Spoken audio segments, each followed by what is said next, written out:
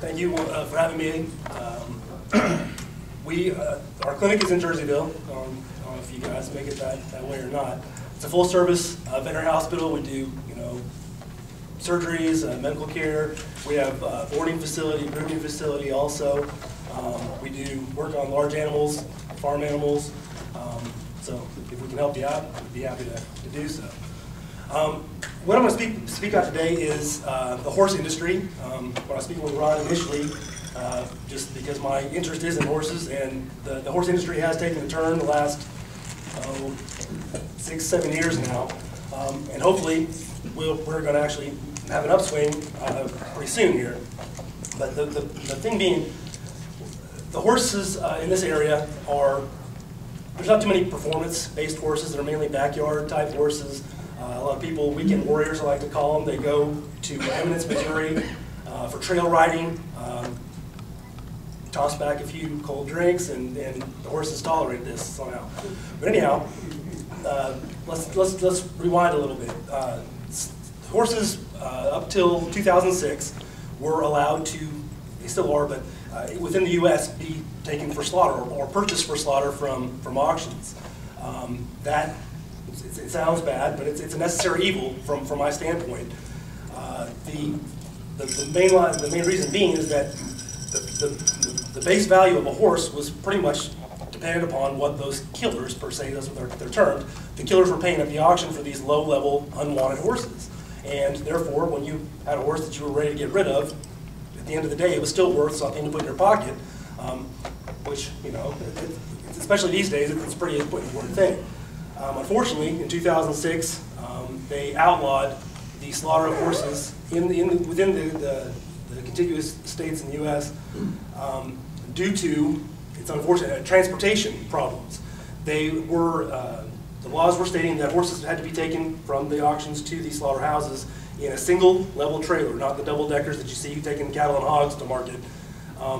And unfortunately, these guys, there's more horses can fit in a double-decker trailer, so guys were, gambling and taking these double-decker trailers with horses in them. Well, once in Illinois and then once again in Missouri, about the end of 2005 and into 2006, they had horrendous accidents. They turned these things over on the highway, public view. There's mangled dead horses and injured horses, and it wasn't good. So they investigated this, and sure enough, they were breaking the law. And by doing so, the public outcry was immense.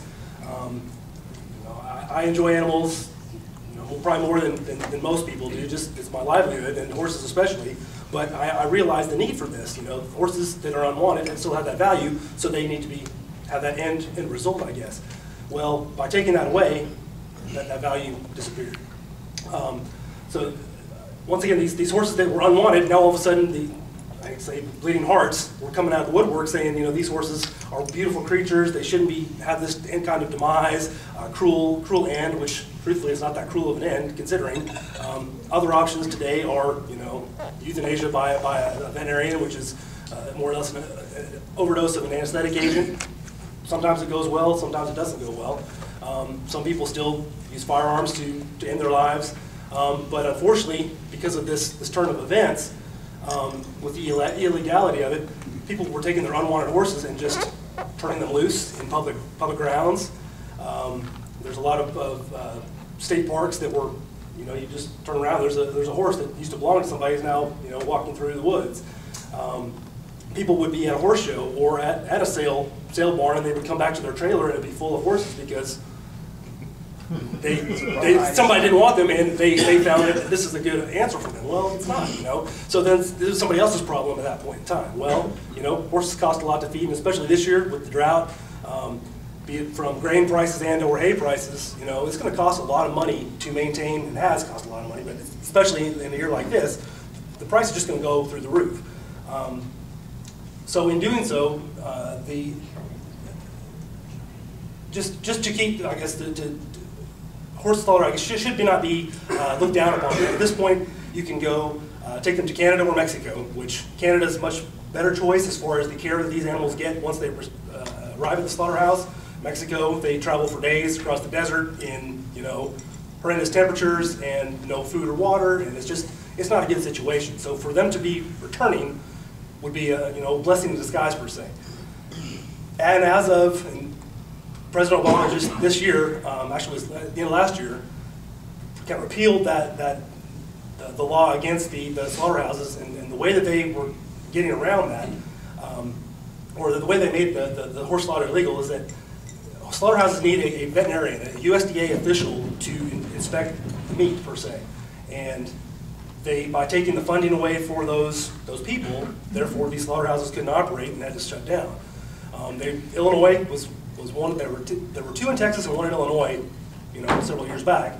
Those, of course, have closed down. But with this new law that has come back around again, they've got some petitions for one in New Mexico. They're trying to get one in Missouri, which the latest situation with that is it's a small town just south of Kansas City that I think has a population of like 150 people, so it's a very small town. And of course, it's a Belgian company that's bringing in the slaughterhouse. They're still France, Belgium, and Japan are the three major takers for this horse meat. And actually, people eat it, which in the U.S. it's something you wouldn't think twice about, just because it's more of a companion animal. Think back of Road Rogers and Trigger on TV. Horses weren't something you eat. Cattle and hogs and chickens and whatnot are your food items. So for slaughter to return and increase that value again would be essential. But like I was saying, that little town, that the people who are against it are saying that it's not going to bring industry to this town. It's going to bring migrant workers, which is probably the case. It's going to bring foreign capital in, but it's going to be maintained. It's not going to be spent in that little town. So the people who are against it are making those claims. But from a I guess an overall standpoint, the return of the slaughter of horses for human consumption would be a wonderful, like I said, it's a necessary evil that we would, I think, all benefit from, even if you aren't involved directly in the horse industry. I think it would help the U.S. economy, which we're in dire straits at this point in time. But to get that thing going again would be wonderful, and then having it right next door in Missouri would be wonderful also from a transportation standpoint. They wouldn't have to go as far to reach that end result. But that's what I've got for you. I didn't know you could eat horse meat. Well, it's deemed illegal in the U.S. In South Florida, with the Cuban population, there have been a lot of underground kind of black market horse meat that is being processed, home killed and then processed meat for that community. Of course, the government doesn't look so kindly upon that, but when it's going under the radar, they can't really control it too well. I thought it was mainly used for dog food. Not so much. It's worth too much, and that's the thing. That when the value of horses, say, I'm going back to when I was in Texas, and I actually was involved in the sale of a horse. This horse was evil. This horse had no purpose on this earth other than to hurt people, and unfortunately, that's a good ending for a horse with a monetary. You get a check at the end of the day in your pocket. This horse went to a sale with a deemed slaughter only. No, we didn't even want anybody to even try this horse out because she was dangerous. And to be involved in that from that standpoint, that many years ago, and seeing the necessity of it, but also the value. Let's say today you want to go buy a horse for yourself or your granddaughter or something like that. The low level of horses you can get for free to $50. But once again, you've got to feed this animal, you've got to keep its feet taken care of, you've got to have veterinary bills. There's a lot of expense that goes into a horse. There's really no return on that investment unless you are racing or in severe showing, which even then you're putting much more money out than you're ever getting in return. But back in the day, let's say the bottom level of the value of a horse was $800 to $1,200. So at the end of the day, you've had this horse for 15, 20 years. It's no longer usable from your standpoint, or it's injured. There's something wrong with it that it's going to have to be humanely put to sleep in some way, be it by a veterinarian or by a gunshot or this auction route to a slaughterhouse. The value all of a sudden, it's stabilized, and that's how you kind of gauge the value of a horse. The bottom level horses still have that value. Where there's top level, the top end, Kentucky race horses, they're never going to be hurt. You know, it's a world in its own world. It's not being affected by the rest of the world's economy or even decision making. But for the general population, the value of that horse has now gone to nothing. So as a personal horse owner, you know, I don't think I'd ever do that to one of my horses. But having that option, that if I was to, you know, want to turn a dollar or get a little bit of a money return at the end of the day on the animal itself, it would be nice to have that option again, rather than having to, number one, pay a veterinarian, which would be myself. You've got to, you know, either have a rendering company, which years ago they actually paid you for the carcass because they were going to get some use out of it. Well, probably in the early 2000s, you know, gas prices started inching their way up, and Millstadt rendering companies, the company around this area, they actually you had to pay them for them to come out to your farm. And then they started doing kind of areas per day. So if you had to schedule your horse being put to sleep, you know, strategically, so you didn't have a dead bloated animal in your yard for a week waiting for the rendering truck to come pick it up. That's one option. Or you can hire somebody, if you live in the right location, to have them buried, which is another expense. You're looking at, you know, a friend might charge you $100, but you're looking more, you know, $200, $300, $400 to have somebody with a backhoe come out and dig a giant hole, put your horse in, and then cover it back up again.